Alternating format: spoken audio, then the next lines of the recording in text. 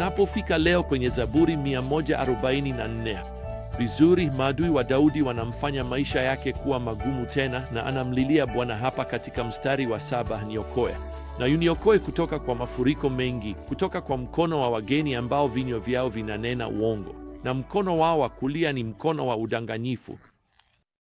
Kwa njia, mkono wa kulia unawakilisha nguvu, mamlaka. Katika siku za kale ulikuwa kawaida mkono ulioshikilia upanga au kisu iliwakilisha nguvu ya kuumiza au hata kuuawa. Kwa hivyo kushikana mikono ya kulia ilikuwa desturi iliyoanza Ugiriki miaka 500 kabla ya kuzaliwa kwa Kristo. Ilikuwa ishara ya amani. Kwa kunyoosha mkono wako wa kulia ilionyesha mtu kwamba haukuwa unashikilia upanga au kisu mkononi mwako. Nimesoma kwamba mtindo wa kutikisa ulifanywa ili kutikisa kisu ambacho mtu anaweza kuwa ameficha kwenye mkono wake. Kwa hivyo kushikana mikono kukawa salamu ya kawaida ya urafiki iliyowasilisha amani. Sawa, hebu nikuambie, karne nyingi kabla ya desturi ya kushikana mikono kuanza, Daudi anaonyesha hapa katika Zaburi hii kwamba mkono wa kulia wa maadui zake haukuwa wa amani hata kidogo. Anasema hapa katika mstari wa 8, mkono wao wa kulia ni mkono wa uongo. Kwa maneno mengine, pengine wana kisu kilichofichwa kwenye mkono wao. Hata hivyo, katika kesi hii ni silaha ya maneno ya udanganyifu kuhusu Daudi yenye nia ya kuharibu sifa yake. Sasa muktadha wa Zaburi hii unaweza kuwa ni kurudi kwa Daudi kwenye kiti cha enzi muda mfupi baada ya mwanawe Absalomu kujaribu kumua na kuchukua kiti cha enzi. Sawa, Daudi amerudi sasa, lakini bado amezungukwa na fitina za kisiasa. Ana maadui wa siri ndani ya ikulu, na maanisha wanaweza kuwa wanamshika mkono kwa namna ya kusema, lakini hawapaswi kuaminiwa. Sawa, Daudi anafanya jambo pekee ambalo mtu yeyote anaweza kufanya katika hali kama hiyo. Anaomba kwa Bwana hapa katika mstari wa 7, nyosha mkono wako kutoka juu na uniokoe. Naam, maana hapa ni kwamba huu ungekuwa mkono wa kulia wa Mungu. Huu ni mkono wa kulia wa nguvu wa Mungu. Ni mkono ambao unaweza kumwokoa Daudi kutoka kwa maadui zake. Na hiyo ndiyo ombi lake katika Zaburi hii. Sasa kwa hiyo tunafika Zaburi 145, na hii ni ya mwisho kati ya Zaburi 9 za akrostiki zilizokusanywa katika kitabu cha Zaburi. Sasa unaweza kukumbuka kwamba Zaburi ya akrostiki hutumia herufi mfululizo kutoka kwenye alfabeti ya Kiebrania kuanza kila mstari au kipande. Kwa hivyo kwa Kiingereza hiyo ingemaanisha mstari wa kwanza unaanza na herufi A na mstari unaofuata unaanza na herufi B na kadhalika. Mbinu hii ya kishairi ilitumika zaidi kusaidia watu kukariri zaburi hizi. Zaburi 145 pia inaanza zaburi za mwisho za sifa kama zinavyoitwa. Zaburi hizi za mwisho kwa kweli zinaunda dokolojia kuu kwa mkusanyiko mzima au kitabu cha Zaburi. Ni kama kuimba dopolojia mwishoni mwa ibada ambapo tunaimba msifu Mungu ambaye baraka zote hutoka kwake. Mwandishi mmoja anasema kwamba kitabu chote cha Zaburi kimekuwa kikitupeleka kuelekea kwenye hatima hii ya mwisho ya sifa. Sasa tuko hapa kwenye lango la hatima hiyo. Kuna maneno mengi katika Zaburi 145 ya kumsifu Mungu. Utakuwa na neno eftol ambalo linamaanisha kuzungumza kuhusu jinsi Mungu alivyo mkuu, na unalo hapa katika mstari wa kwanza: nitakusifu Mungu wangu na mfalme wangu. Kwa maneno mengine, nitaongea kuhusu jinsi ulivyo mkuu. Pia unalo neno bariki ambalo linamaanisha kusema vizuri kuhusu Mungu kwa ukarimu wake. Daudi anaandika hapa katika mstari wa pili, nitalibariki jina lako milele na milele.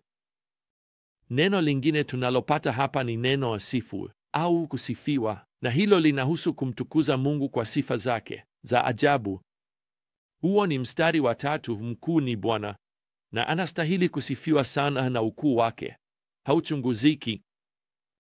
Sasa kuna maneno zaidi yaliyowekwa moja juu ya nyingine katika dopolojia hii kuu.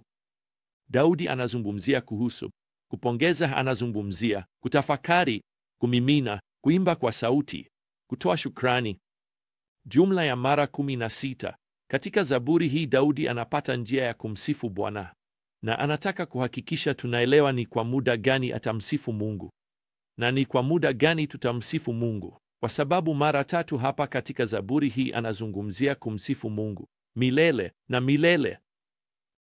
Naam, hiyo ni kwa umilele wote. Kwa nini? Kwa nini tutamsifu Mungu kwa umilele wote? Naam, anatuambia hapa katika mstari wa 14, Bwana anawashikilia wote wanaoanguka na kuwainua wote walioinama. Wewe Mungu unafungua mkono wako, unatosheleza tamaa ya kila kiumbe hai. Bwana yuko karibu na wote wanaomwita kwa kweli. Anatimiza tamaa ya wale wanaomcha. Pia anasikia kilio chao na kuwaokoa. Fikiria hili wapendwa. Daudi anaandika Zaburi hii sasa miaka 3,000 iliyopita. Maneno haya ni ya kweli leo kama yalivyokuwa siku aliyoyaandika, na hiyo ni kwa sababu Mungu anayemsifu hajabadilika hata kidogo. Bado anastahili kabisa sifa zetu zote leo. Sasa tunapoendelea na safari yetu ya hekima na kufika kwenye Zaburi ya 146, sifa kimsingi bado ni upepo katika tanga za mtunga Zaburi. Bado iko akilini mwake, bado inamchukua katika dokolojia hii kuu. Anaandika hapa katika mstari wa kwanza, msifuni Bwana. Msifuni Bwana, nafsi yangu. Nitamwimbia Bwana sifa maadamu ni hai.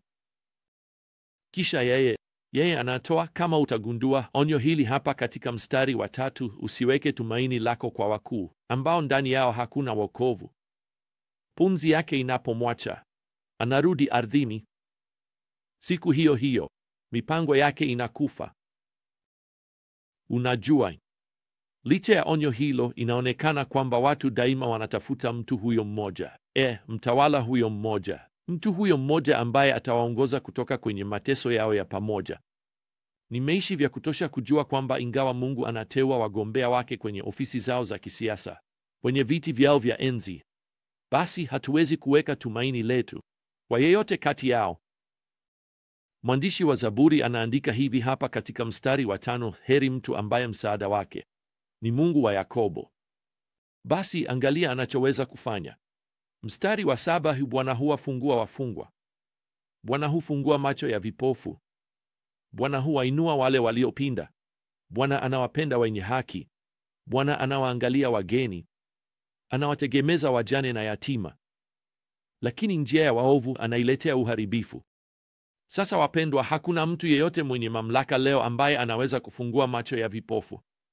Hakuna mwanadamu yeyote, haijalishi sifa zao, ahadi zao au hotuba zao za kampeni, hawalingani na Mungu wa Yakobo.